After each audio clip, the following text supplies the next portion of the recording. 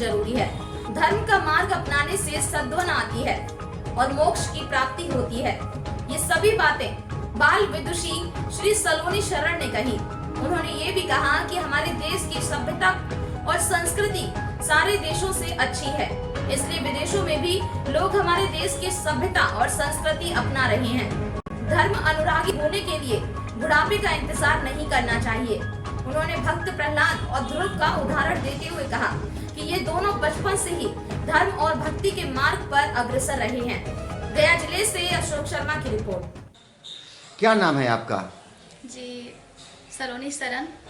उम्र क्या हुआ आपका? 18 वर्ष। 18 वर्ष। क्या कहना चाहते हैं, कहिए।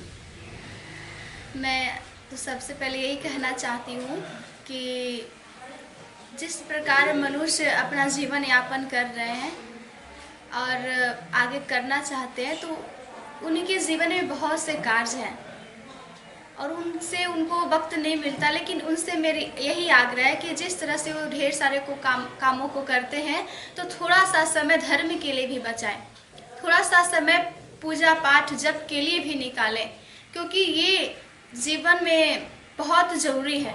जीवन का एक महत्वपूर्ण भाग है, वेरी इम्पोर्टेंट पार्ट है। आप ये बताइए कि धर्म के राह पर लोगों को चलने के लिए क्यों प्रेरित कर रहे हैं आप? मेरा धर्म के मार्ग पर चलने का मुख्य उद्देश्य यही है और लोगों को उद्देश्य करने का यही उद्देश्य है कि धर्म का मार्ग अपनाने से मनुष्यों को मोक्ष की प्राप्ति होती है, एक सद्भावना आता है मन में, और हमारे देश का सभ्यता संस्कृति जो है बहुत अच्छी है। तो कुछ लोग जो है हमारे अपने ही देश के जो लोग हैं उन्हें कुछ लोग भूलते जा रहे हैं, और हमारे देश की सभ्यता संस्कृति अच्छा होने के कारण विदेशियों लोग इसे पालन कर रहे हैं। और क्योंकि हमारे देश के सभ्यता और संस्कृति को पूरे विश्व भर के सभ्यता संस्कृति में सर्वोत्तम बताया गया है। ये सदियों पुरानी सभ्यता संस्कृति है। अच्छा, आप ये बताइए, आप कितने भाई बहन हैं? मैं बहनों में तो अकेली हूँ और मेरे 2 छोटे भाई हैं। आपकी शिक्षा कहाँ तक हुई है? अभी तो मैं ग्रेजुएशन कर रही हूँ और आगे यूपीएससी करने का इरादा है। अच्छा, आप धर्म के रास्ते पर लोगों को चलना सिखा रही हैं, खुद भी चल रही हैं, तो किससे आपको क्या लाभ मिल रहा है?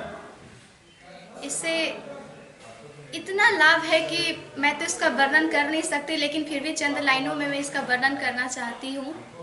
धर्म के मार्ग पर चलने से इतने फायदे हैं, ना जाने कितने फायदे हैं। जैसे कि धर्म के मार्ग पर चलने से व्यक्तियों के मन में एक सद्भावना आता है, एक अलग तरह की भावना आती है और साथ ही शुभ बसंत पंचमी का आगमन हो चुका है और साथ ही महाशिवरात्रि भी आ चुकी है। तो आप सभी देशवासियों को मेरी तरफ से हार्दिक शुभकामनाएं, ढेर सारी बधाइयाँ, मंगलमय हो। और विद्या की देवी जो सरस्वती हैं, उन सभी का आप पर अपार कृपा हो, वृद्धि हो। कहा जाता है कि देवताओं में सर्वोपरि हैं विद्या के देवी माँ सरस्वती, क्योंकि कहा जाता है कि जहाँ सरस्वती होती है वहीं लक्ष्मी की गति होती है। तो ऐसा नहीं कि लक्ष्मी चाहे और सरस्वती ना, तो आप सरस्वती को बुलाइए, लक्ष्मी दौड़ी दौड़ी आएंगी। और माता पार्वती और शिव जी का भी आप पर अपार कृपा हो।